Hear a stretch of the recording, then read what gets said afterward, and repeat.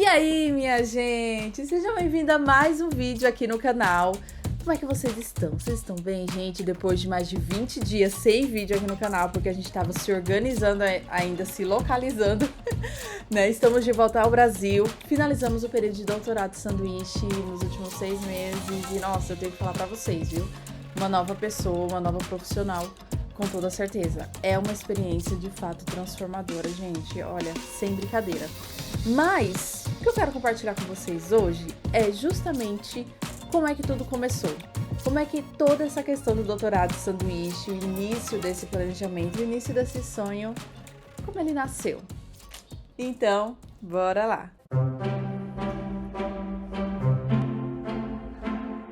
Tudo começou quando eu estava na graduação, minha gente. Pois é, vocês acreditam nisso? Na graduação. Mas calma, calma, que o seu planejamento não precisa ter iniciado lá na graduação. Já deve estar aí, meu Deus do céu, não comecei lá não, então eu vou sair do vídeo. Calma, calma, escuta o que eu quero falar pra vocês.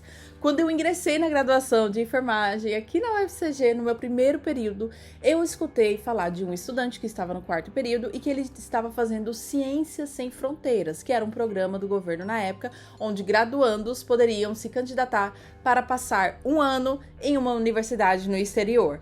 Cara, quando eu escutei sobre isso no meu primeiro período, eu já fiquei, isso é muito interessante, quero fazer.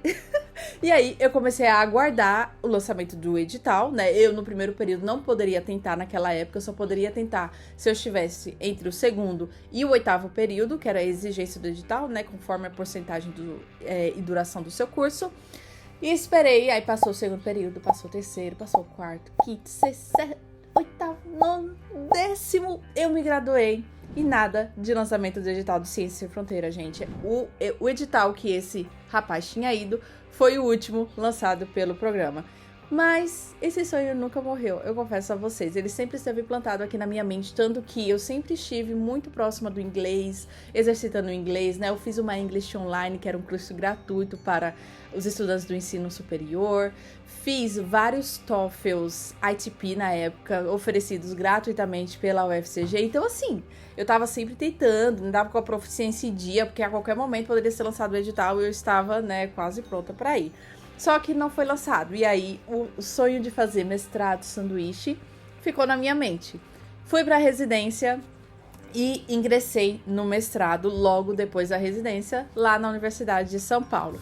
Na minha a primeiríssima reunião com a coordenação do meu programa, eu perguntei para minha coordenadora, olha, eu estou no mestrado, eu posso tentar um mestrado de sanduíche a qualquer momento, não é? Não posso, eu com toda a certeza do mundo. Mas aí a coordenadora me falou que o mestrado de sanduíche não estava mais sendo financiado, não estava mais sendo lançado programas para o mestrado de sanduíche, apenas para o doutorado de sanduíche. Aí eu, não tô acreditando, mas a esperança de ir para o doutorado de sanduíche ficou na minha mente novamente. E aí passou o mestrado, um ano de mestrado, meu exame de qualificação. Você que já me acompanha, já conhece a história, não é mesmo? No meu exame de qualificação, fui indicada para o doutorado direto, fiz a transferência, consegui. Se você quiser saber mais detalhes sobre isso, vou deixar linkado um vídeo aqui em cima. Deu certo. E aí, doutorado, meu Deus do céu, doutorado, é agora que eu vou para o doutorado de sanduíche. A primeira reunião que eu tive com a minha orientadora, enquanto doutoranda, eu falei pra ela, professora, eu quero tentar o doutorado de sanduíche. E aí, gente, primeira dica pra você aí que sonha em vivenciar essa experiência, você precisa explanar, botar para fora para o seu orientador que você quer fazer isso. É muito importante que o seu orientador, a sua orientadora saiba disso, porque muitas vezes ela já tem contatos, ela já tem conexões no exterior, ela já tem algum grupo de pesquisa, alguma linha de pesquisa que atue, que trabalhe, que ela faz parceria, e aí seria a oportunidade perfeita para você ir lá e estreitar essa parceria mais aí, de vivenciar com os supervisores do exterior, pessoas do exterior que estão em contato com o seu programa, com o seu grupo de pesquisa e conhecem, né, as suas pesquisas, realizam suas pesquisas. Então, isso é importante. Por quê, gente? Para o doutorado sanduíche, você precisa ter o contato no exterior. O doutorado sanduíche é basicamente o financiamento dessa sua oportunidade. Você é quem consegue a oportunidade. Então, assim, o edital ele não vai lançar para você vagas em universidades do exterior que você pode ir lá se candidatar para aquela vaga. Não, a proposta não é essa. A proposta é que você tenha um contato no exterior, você faça a ponte, você faça o contato, a aproximação, consiga essa oportunidade no exterior e aí depois você tente o edital de doutorado sanduíche para você conseguir esse financiamento. Porque se você conseguisse ir por conta própria, por dinheiro próprio, muitas vezes você conseguiria, você poderia, tava tudo certo, né? Era só mesmo a questão burocrática ali. Mas você precisa do financiamento. E aí, o edital do doutorado sanduíche da CAPES é o que te dá esse financiamento e essa possibilidade. Então, é muito importante que o seu orientador saiba. Por quê? Porque ele é o seu orientador. É ele que está te guiando nesse processo, que orienta a sua pesquisa. É ele que tem esses contatos, né, gente? Ele já é maduro para abrir as perspectivas e te esclarecer quais são as alternativas que você tem. E aí eu quero abrir um parênteses aqui, né? A gente sabe que nós temos orientadores e orientadores, infelizmente.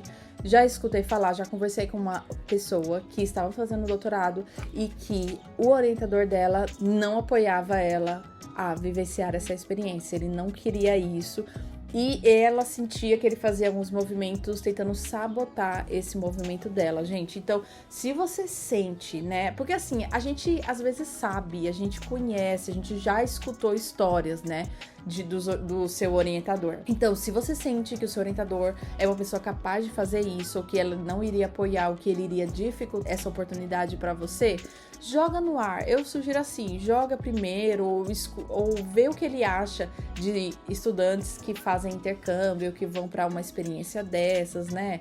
Se tiver numa reunião, no grupo de pesquisa, conseguir levantar esse questionamento para ver o que ele sente, sabe? Tenta sondar primeiro a opinião desse seu orientador, ou até mesmo perguntar para antigos orientantes, para outras pessoas a respeito disso. Então, como é que foi no meu caso? Falei com a minha orientadora, ela super me apoiou, graças.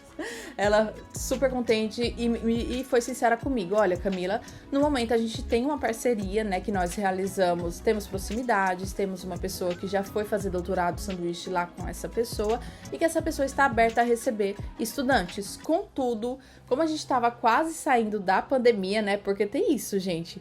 2020 foi quando eu entrei no mestrado. Teve pandemia, 2021, pandemia ainda, então assim, não teve edital de doutorado sanduíche nem em 2020, nem em 2021, nem em 2022 e foi lançado para 2023. 2022 ainda foi lançado, foi para o final de 2022. Então, ainda bem que eu não finalizei o doutorado.